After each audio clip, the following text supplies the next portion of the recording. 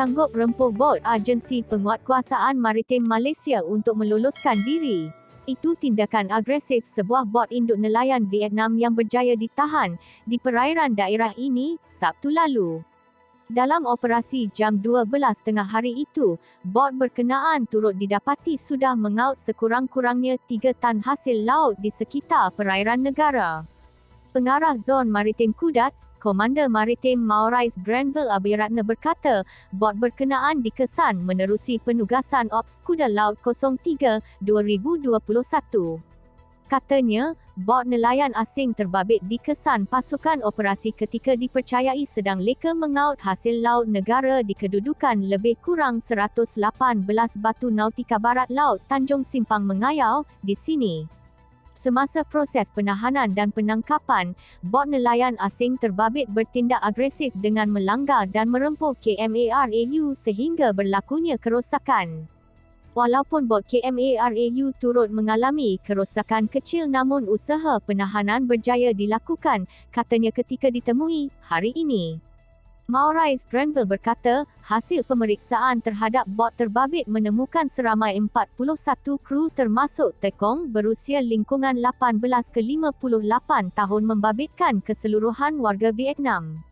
Katanya, pemeriksaan dokumentasi mendapati bot nelayan asing berkenaan beroperasi di perairan negara secara haram apabila gagal mengemukakan sebarang dokumentasi berkaitan. Selain itu, pasukan operasi turut mendapati sebanyak 3 tan hasil laut yang ditemui di dalam bot berkenaan. Siasatan awal mendapati, bot berkenaan menggunakan modus operasi dengan melepaskan sampan-sampan kecil bagi menangkap sotong sebelum hasilnya dikumpulkan pada kapal induk berkenaan, katanya.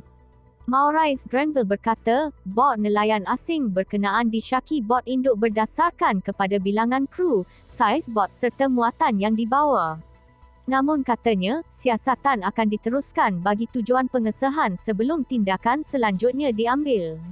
Bot kru dan semua hasil laut seterusnya dibawa ke jeti Zon Maritim Kudat untuk diserahkan kepada pegawai penyiasat untuk siasatan lanjut.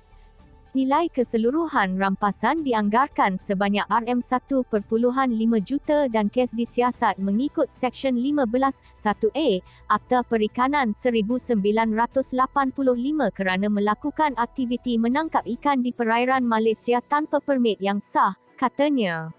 Sehubungan itu, Maurice Granville berkata, kawalan di perairan negara akan terus diperketat Maritim Malaysia dalam usaha membantera segala kegiatan jenayah di laut dan rentas sempadan demi kesejahteraan maritim di negara ini.